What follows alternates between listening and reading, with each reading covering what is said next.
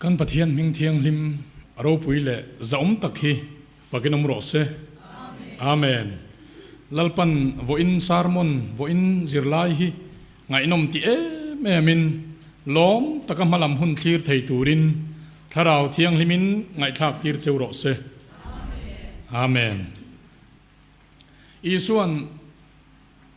thu tak hriat tir hi ka pian chan le khovela karon kal chanani atia polan thu tak hriat mi zong zong chan dom oma le thu tak hria adu ani tia isuan ina soi boka pol reng reng ko than reng reng zinga ma ni din tran atanga din chan mi zong zong thayang to ka mi zong zong ani mayang chu mi chan dam ti mi chan dama an omle thu tak hriat tir chu tiang ang ringot vo in thenga la buai pui chu ke ni ho che hi ni in ka in hria tharau bo chan dam ni lo chan dam tir thu tak shelo thu tak hriat tir chumi ta na tholok ber chu camping hi ni ya camping na lowa po hian a pian thar thei thawin tharau bo on chan dam tho na chungin alar berle la ni deu breng ber mai la tholok ber chu camping hi ni ya TMF hian camping lo chu malak na nei lo han ti em chu dik lo bang he mission te po kan ruaya missionary te po kan ruaya tin kan tir ve a anni pon tharau bo chan dam ngar thu tak hriat tir ngar ke ni khom huna omram chung om te pon kar thakin camping kan tingar ara chu isua du dan isua lom zong ania isua lom zong a kepen me reng chu adin chan angal omle isua du thu samanga malala ngat chu kan pol TMF hi ani pathian fakinom ro se chu wangin pathian hi kan tona alom hle ang ti hi karing chu da chuan lali sualo kala nai to har makedon indo puya thengdon Mrs enge Euphrates lu puya kangchat emo khovel he lumsot lutuk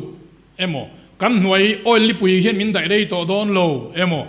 mi thiang lim lo ra nai to ti te isualo kal le thuai don khovela top don ti an soya thamuang lo ru chol lo ru in ring lel ru ini phot chuan naktu ka camping center Celestia lu ngai turani top mai na sa khomitra pathian ngai sak em in khom bi chiar kim ma sela van ram kai le kai lo thuan ti tluk tak don chuan chiang ngam chia lo chol lo ru thamuang lo ru te hi Christian zinga tam tak an oma khi muna khian chol chiang kwan na nun kho fing chat fel tak eng tika po iswaron kalse eng tika po thi ila amen pek thap theina nun chol theina lalpan ashil na mun ania naktuka buat sai ani le dona lut vekturin mizong zong kanin somin kanin hriatir ani e pakhat na tan kalome pathian le khathu chiarin ilo ngai thang u sam za som pakwa chang za som ruk chong khatna paragraph tila sentence masaberte chau hi ithu in fin khom te chu thutak ania ti te hi lalpana thu kan share kan zatan malsom ro se amen kulthim chunga kom renga ni eng lo chu anga kin niro pui lo chu ka duwa kalvaria ne nani ti ang mai khan chandam na hi pathian thu hi kanga ka thira tharau chandam na rilru chandam na taksa chandam na kan ezon na kan economic ngong phak kan economic nen lama miron tidang lamdor phak chanchin tha hi ka be se ya ka thir renga tuna hian alo theng tan me ka chu thu tak puang tu te he kan pol ti zel te ang hemi hi alo tha e ma chu a thang renga ma son zela chu da chuan thang reng ma son reng in siam puiking reng mai hi ania tuna hian chu thu chu alo theng mek pathian thu kan ti mai a ma se tharau ta na pathian thu ril ru ta na pathian thu taksa ta na pathian thu taksa pathian thu ril ru pathian thu tharau pathian thu alo ni ani chuan tlang pui thu in kan vai deuh tho hian emo zo na tha Christian zong deuh tho hi tharau pathian thu deuh zo atui kan lo ni tlang puya ani chuan pathianin malmin som dan tur takin malmin som tak hlei thei lo pathian chuan athil siam hi amangai em a athil siam tan pathian thu ama thu pathian thu anei tir vek pathian chu tunge ni tharau siam tu ni tharau pathian thu om pathian chu tunge ni ril ru siam tu ni ril ru tan pathian thu om ril ru pathian thu taksa chu pathian chu tunge ni taksa siam tu pathian ania taksa hi asiam ania amangai em a he taksa ngat hi ron tlan tur wang turin taksa dam lo hi ron ti dam turin taksa re thei hi ron ti hausa turin taksa din mun chuan nuai lutuk hi ron khai chuak turin wana tanga kan tharau ron chandam tura ron kal ringot nilowin taksa ngei chin fel ngaya piang ching fel tur hian wana tang khian isua hi itan alokal wanga amangai em cheni pathian fakinom rose isua chu tungeni riang vai te nena chanchin tha hril tu pachia te nena chanchin tha hril tu zohanan azir zohana hian isu ang bukin zirtira nei ve tim timai te ang isu an nena khan atim azirtir te khavatira local tura chu ini nge midang kan langa yang isu kan ngak rengani chandam na fam kim thlen tu an ngak renga kan ho tu pa chuan inne na miron tira eng thu keng in nge non kal local tura chu ini nge midang kan langa yang minti ani chu zohana ne na chuan hei ba soi le ro ule pachia ten chanchin rathil kan dong ta midel mitalo warta ra thei ten pathian thu kan lo thleta local tur tak chu kan ni tiang tia tin soi ani chuan ama sabera chuan ni khat chau dam tur ta ne mo darkar khat chau dam tur tan pathian thu a chuan a pathum jinga chuan ange poimo ber ti taila tharau pathian thu nia kan tharau hi chatuan van rama pathian ne na thleng tur le pathian fa ani a in sia ta chandam angaya ni khat chau dam tur tan chuan tharau pathian thu hi apoimo ber ma se mi hi alo pian thar nuwa athi mai si lawa kum somlinga ruksa kum somriat la ya dam bok si chuan kum za la ya dam bok si chuan taksa pathian thu ril ru pathian thu apoimo em ani i tharau chandam ani nia tang khan taksa pathian thu hi iwar polo chuan pachia ten chanchin thathil kan dong ta ti kha tharau pachia na chau ipuanga i taksa hi apa chereng mai don ani tharau bo mangai tharau bo chandam tak tur po hian hausak angai ani ra thầy lúc tục chuan e khai camping chong tam ati thầy lo camping abuat sai reng thầy lo crusade abuat sai reng thầy hek lo tak sa pathian thu i lo var po pathian in hausa la poisa nga la ro pui la adu che zia hi a mangai che ang taka i lo var po huna chuan kem chong li chong nga ti i sponsor zeu mai don mu le tu na sun kan in khon ngong ri ani in dem thei poni chuang lo kam din hunan ni ri mewa o lal pa in tum chop le ta hallelujah kam ti thei zela alom om shim tho ma se lal pa nge duber khara bo chandam turian nge poimo tak mai missionary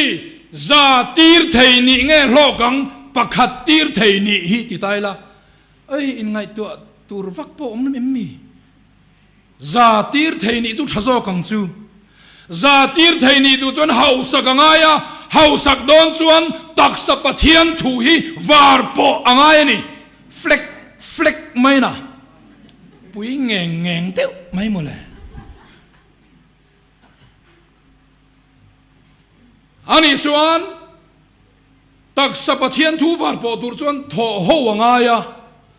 tho ho na poimo ber chu ril ru pathian thu ania ril ru chia pam ham huai bak teng kher ing eu lutuk koi man reng a chuan a tho ho theilo ril ru pathian thu ngai kan sermen ina chiar ang deuh khan chumi a chuan sakei bak nei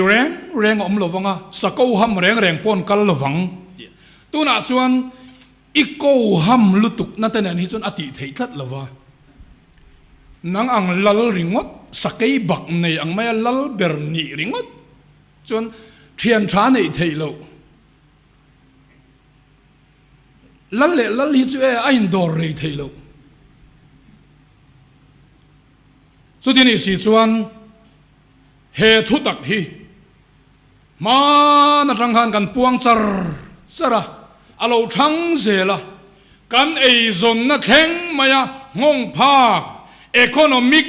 nen lama min ti chang kang phak kan hoi her kan hring nun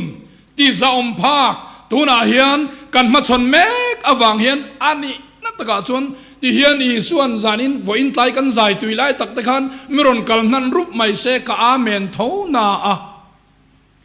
lo la kal ri lok lo se hi kadu dana omani thil athu anga malak han ruam man so kumza tal athu kan hriat han practice so hi kadu a lalpa kumza chung te chu lo la kal ri lo la mule chandam lo te pon la tam thowa iron kal nan mai ten tiang vel di karil ru chu ni a chu di lo ni si chuan thu thung lui hi kan en ton tur ani a thu thung lui hi thu thung thar lim tha an ti a ani reng boka bible soi ani a alo ni chuan thu thung lui a chuan nam khat so hi pathian mi an ni a abraham tha isaka tha jacob tha nam som pani te chau kha pathian mi an ni pathian in ami te reng kha re thei em tura ati thu hi a omlo mal ka so mang cheu khovel nam zong alai li in omanga a nuai nung ni lovin a chung nung in ni ang atia ma se thu an oi lo ero chuan ti khan nat takin a thununa kadu to lo ti khopin a dom na lai tur thelo khopa vozot zot ang din huna te an dinga salhin ta israel ka khan israel ho wa khan in mu chu angai ke ni ho hi oi pathian ina a chan chu jin zia le pathian an be sei jin zia le an tluk jin zia salhin tang reng chu an ni ang chuan ke ni ve to lo turin korin thon khat bung som na an ni ang khani ve lo turin min du ta a chu engle khole pathian mi zia le athil tum hi isia ta ivar po a pathian en lungin rual chuan pachiat dan kong omlo eng tin Ahmad Sabera Adama siama eng tin nghe ti mal asom an chia alo lo mal asom Noah aron tilea mal asom le Abraham aron ko le a mal asom le Isuan nang le ke chu thudrung thara Krista in min ko ve thunga Krista chu pathianin mal asoma nang le ke chu Krista a min da amal som na min da ti na ni ya chu da suan mal som hi kan dong tur hi ni ma se nial na tura local tiam don hei trong kama hian adik dan oma dik lo dan oma Christian te kan hausa tura ni ti ngot te hi adik shim ringot lo adik lo shim ringot hek lo dik dan oma dik lo dan om kan hausak du chan voin kan thu pui tur hi isua wang ti turani thu puya khan isua wang eng kim hi isua wang ani angai chimam zia chu hausak chung changa po hausak du shim hi adik lo hausak du chan kha mu mal taka om turani min mu sit wang khoi lo kal ni khuwa kan hoi hom ve thei lo re thei lu tuk hi chu king pui dora lu tila oi a phoi nu nung ni reng mai hianga ya o khoi ke lu ti ve tong hi mi phoi an pek fel vek don an don ngak lu te ne na in ti vel don mek don no khoi ke man tun tum chu hi kan han ti tlai khon nu ve te a she omania dam lo te kan zung ve thei lo naw lo pianga then om le chung khat lai na naw po kan en ve mai ngam lo naw en na ngai zela zan ni khat an lo pon sang thil pek no te kor ni khan kan hoi hom thei lo re thei chu she om chu wangin hausak ka du chan chu re thei she om wang ani chuan I suwa wang ani lo nang ma wang chu pathian ni na du lo a thlop lo min musit reng maya hausak ka du ve to ni iti hian hausak du dan ril rudik ani lo nang ma wanga hausak du ini adik thei lo ani le adik chu enge ti chuan Korinthon ni bungriat chang kwa khongai na ron soidon ta ni kan lalpa Isua Krista khongai na chu are theina wanga in lo hausak theinan hausama sela nangma ni wange in alo re thei zia kha in khasi a atia khongai in om dan kha mak khop mai kan lalpa Isua Krista khongai na chu khongai na chu eng nan mo ti chuan in lo hausak theinan hausama sela nangma ni wange in alo re thei si a Isua re thei chan siam pui kinala omlo Isua tran Isua thop Isuan I hausak adu sia I hausak theinan alo re theya chu Isua re thei chan tang mai chu tuna zero in alo ma Isua re thei bok nang re thei bok setana hian kan lalpa Isuan ti pa tuar thon ve te a torna zong chu om zen nei lawa an siam nge ngukhu setana lom lutuk Isua na tuar thon lutuk chumi tak chu run khak hanti tak maya Isua re thei na tak mai kha ka hausak adu Isuan ka hausak adu awanga ron re thei ani na tak mai kha var vi kara vat sila vat tron be chumi formula mangeya hausak du Isua wanga hausak du ini hian Isuan siak athi chea anem nget don cheni hausadon khatikhan ani chuan apola po a hausak kan threlem leilo ti ngai dan lo chuak le theini pola chu asum dong kat lawa chanchin thashil reng khan oma sum apei pung man lawani midang zok kha angai tu ta a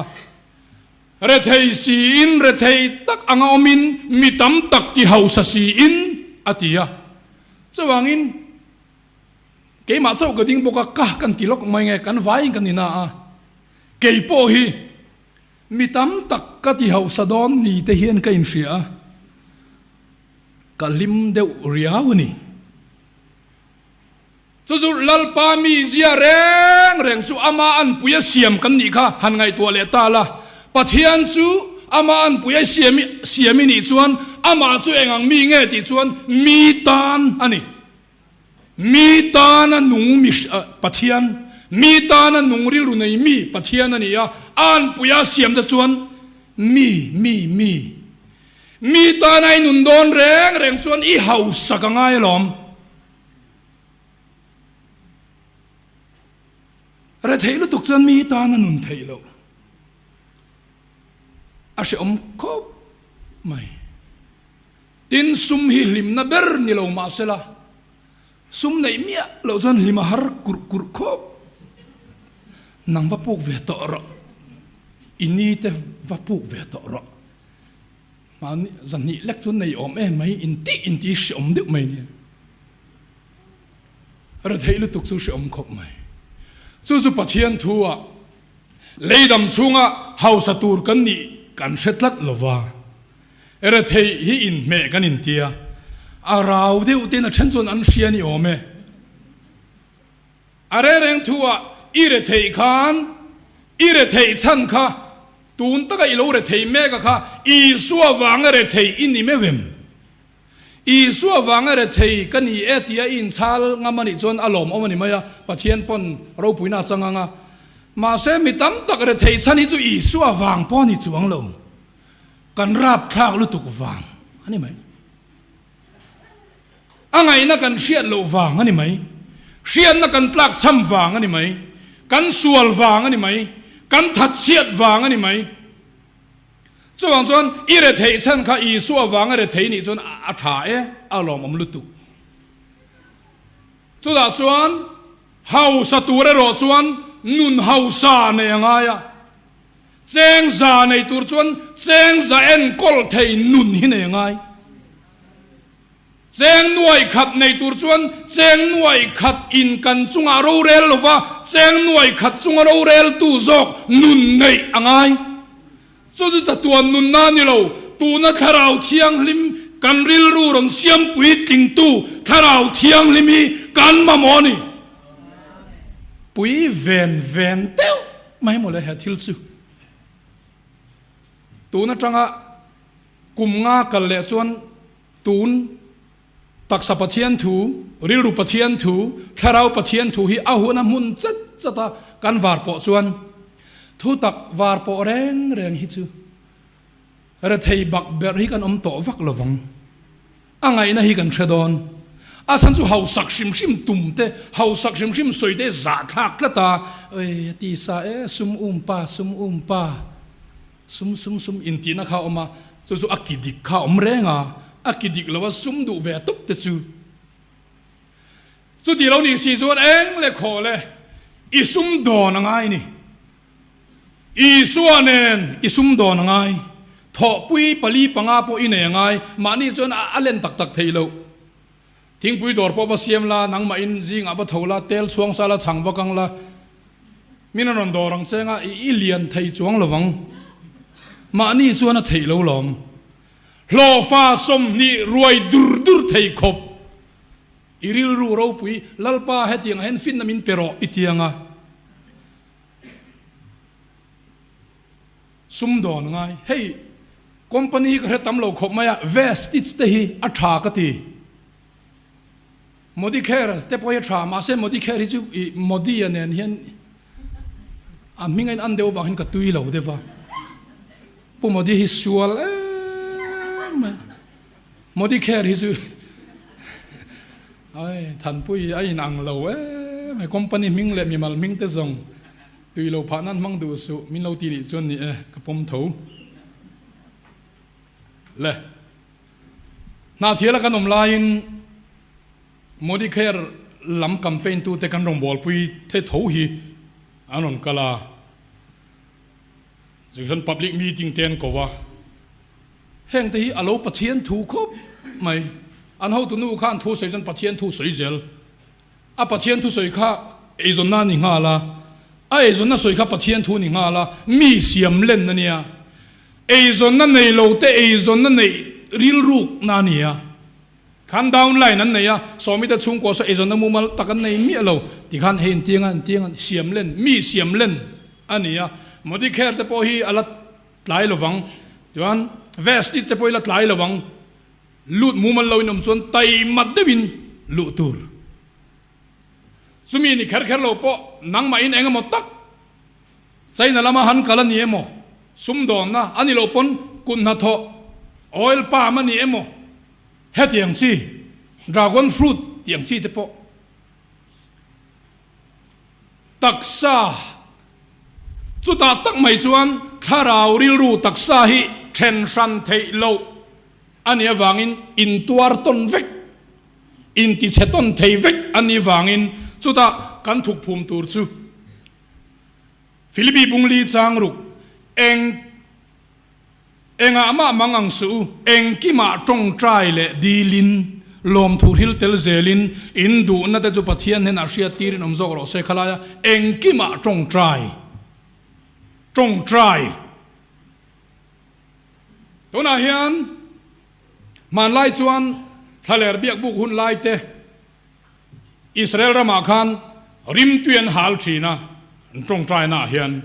ke ni chu khating arim tui tak tak kan nei lo bok nen kan hal to bok lova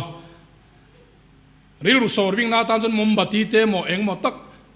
rim tui te hi chi ve theila tong trai lai te na thakop mai ma se a kha chu a angai kher lo ti pon a poi chuang lova kan tong trai hian in ai tong trai hian in a hian i tong trai pin dan zon a hian ro mei angemo a men sem tran tira khulat la dang de hian i tong trai piang hian in khulat la ta sela tuna hian drone in emo helicopterin chunglama tang hian mi ron thir tit khin ta sela thu tak fa te om na in hi a khulat la lom thina ngem o itaila a khuk ngai lo na in hi tam ve om mang o then khat in hi chu ni tina khulat la dona zinga khunga zana khunga chuna khutok te po omanga ni tin trong trai mai cham mei cher chom nun mai cham mei chu nung reng turani amit turani lo tiang khan in chu tharalam khukin a khureng turania ni khata voi khattal chu engkima trong trai ti hi mi then khat chu an sum donga an han hlok tak tak chu an trong trai lo roi zel mai ni ani chuan i suwa wanga hau sak du pon lo ni lo hau sak du ve wanga hau sak du an lo ni mai mi el wanga hau sak du ara thei pe to lo wang le rual el wanga hau sak du an nia kha pathian ina a hret pui lo ti mai teng a malak pui lo tur chi ke ni hau sak du chan chu i suwa re thei chan wangin i suwa re thei chan a thon na la om ta reng hi siam pui lina om nan chuan kalau hau sak chuan tharau bo kaman ve tam thei don missionary ka tir nem thei don camping ka sponsor thei don tiril rupua hau sak du chuan pathian kha asum wong tu hai lu tu customer zong tu customer hit tu tharau thiang lim alo nianga inget sur mainga dori honga isal ngal zong du don lo devotion hi hang thamini nei nap photang keni su kan hong ro ka kan sal ngal zung mai engkima tong trai tur mole taxi khal don pon dragon fruit huan nei don pon nalak tak tak main lo fa tenen tong trai rup phot thu pek chuai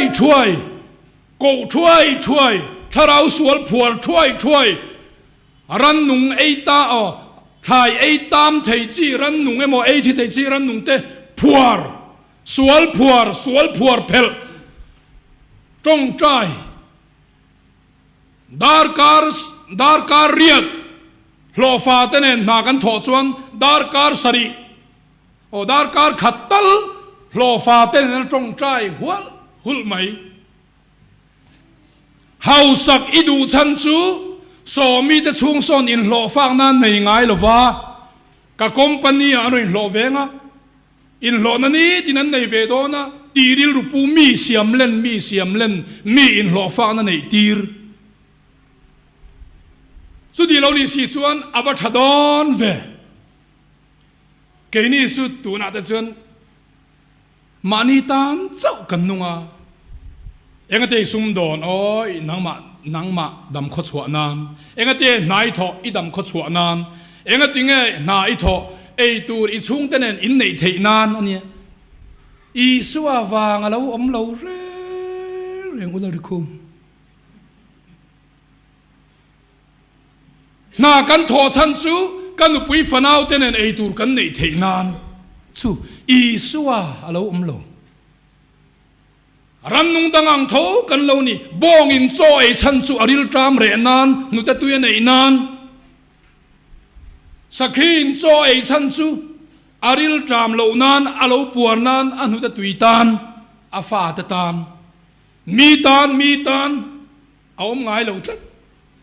chuang in enga tinge tun khenga ire thei thu tak po si enga tinge tun khenga ire thei ti chuan o hau sak hi sual emoi tia i hau sak tum dan la aki lo dik bok lo nen i suwa wanga hau sak du alo ni bok si lo nen ating enam lo lom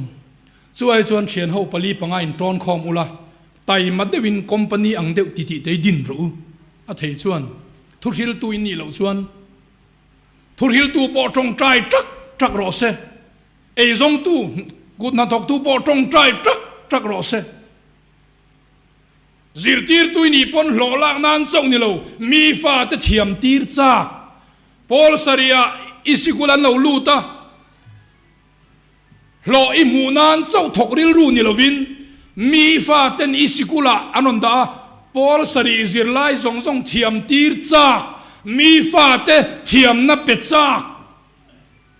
su zirtir tu kingdom lalram taxi i khalani pon an tax fare i be sei wangon ni lovin mi an tumram han phurkhen wang cha mi tan chu i dam kan du chan po nat he sheom ma luna te chu sheom he khai ka lu han na thin te phei chu ka chala hian achama tu khum la ma ham phei dop maya ngong la ma khu thangoi ngoi maya beka chik zuk ma awan sheom tak em khu ngam silo khu in ve na aron na theilu tu ka hei ke niang lu de phei chu anat hin anna big zuala nia a leitling boka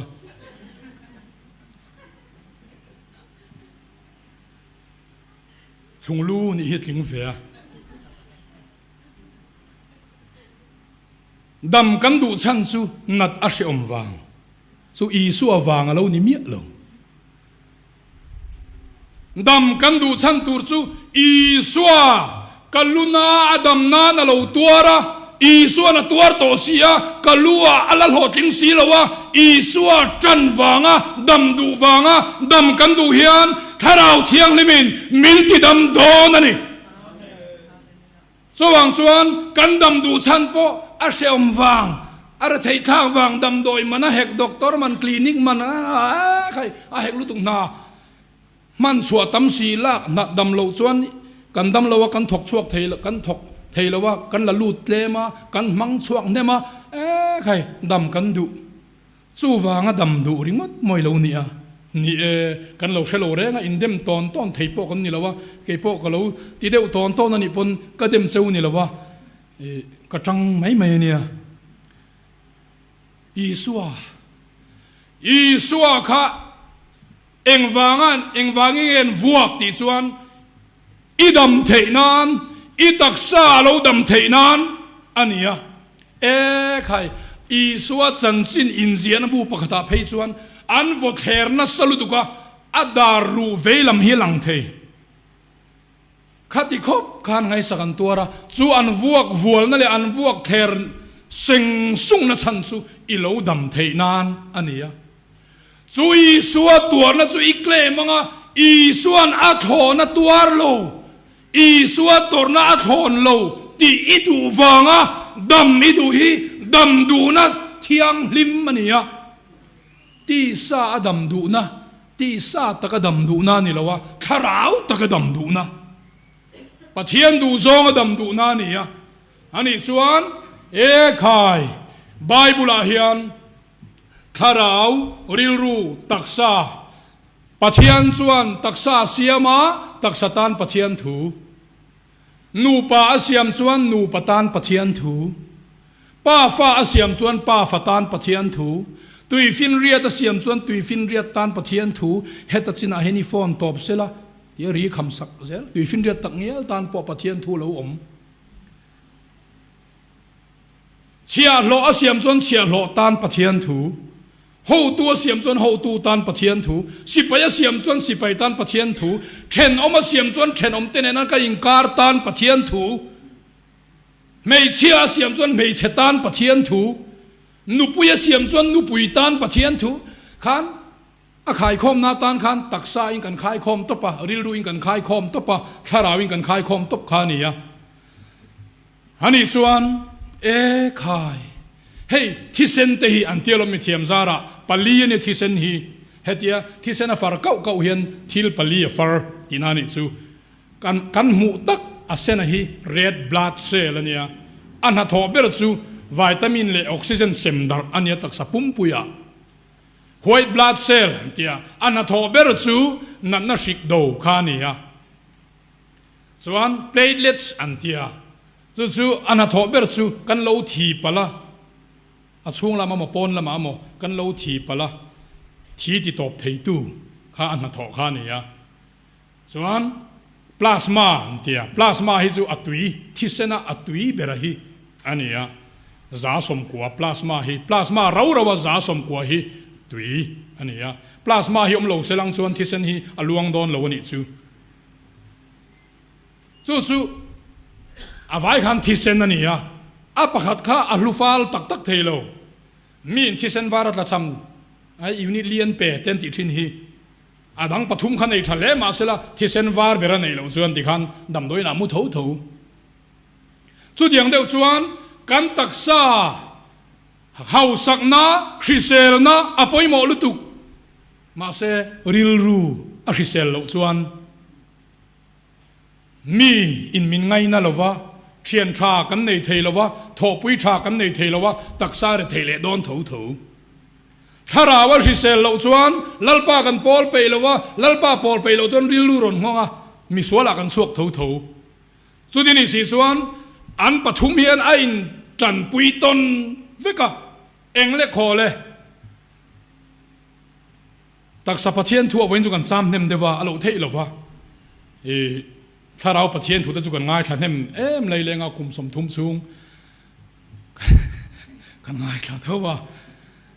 rilru pathian thu ta po kan ngai than hem thokhata a thareng atun thleng pon rilru tha rilru ara reng thuwa kan rilru nuai nung bera hian rilru tha hian pha duai phot mai la misual ni lo sim te thamang e o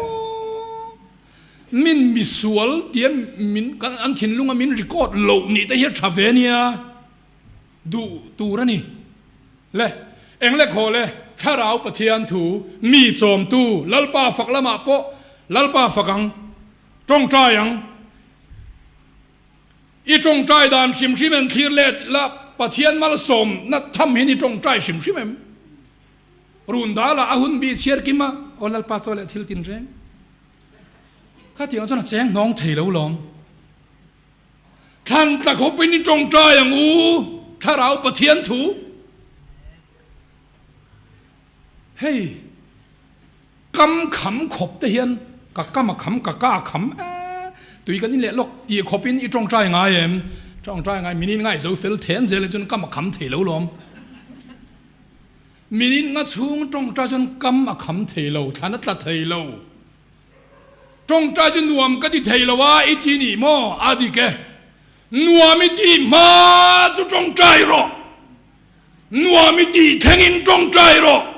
trong trai man la an ti hi i khen ma lo chu trong trai ro kan trong trai tlem mani trong trai tlem thang association hi din rup mai la kan in lungrual o masin lalpa fak ha khobin lalpa fak ro nuam ti khobin lalpa fak ro hei biang ina ahu chung kwa jon ahu hawa ni lo fak te nuam tak tak har dewa ahu hawa tia fak na voin ang sia te hian la kan sak to na hi chon adong kem pol ni lau vero nang min nuam takin lalpan fakan sualten silfaya nang in chu ator hian ni lo tuar chua thaka min nuam dawin a play ya nan play lalpan fak ha an kham lawan nuam an tia nang chu sui lo tuar iwana duai mang em mo min pathian an fak hi ka tuar to don big lo a fak pola ka tang don ti dei ka beram te chom ro mi chom te tum vela pathian ina a chan dam emo mishing manga chan dam mi khai chua mi tran pui ni reng te hi pathian chu kan mo reng lalpa min chan dam ro ti chu ngai reng don ma se mi ten an ma mo ni te hi du ve tur hati ringot chu nan ma mo don si lo che a taksa ma mo bok lo sum le pa ya ma mo bok lo ril ruchin fel lam thua ma mo bok lo trong trai ma mo tu man idam chunga an ma mo lo che hian dam chan i nei lo isua na tuar thon isua lo cham lutuk chuangin mi te chan dam tu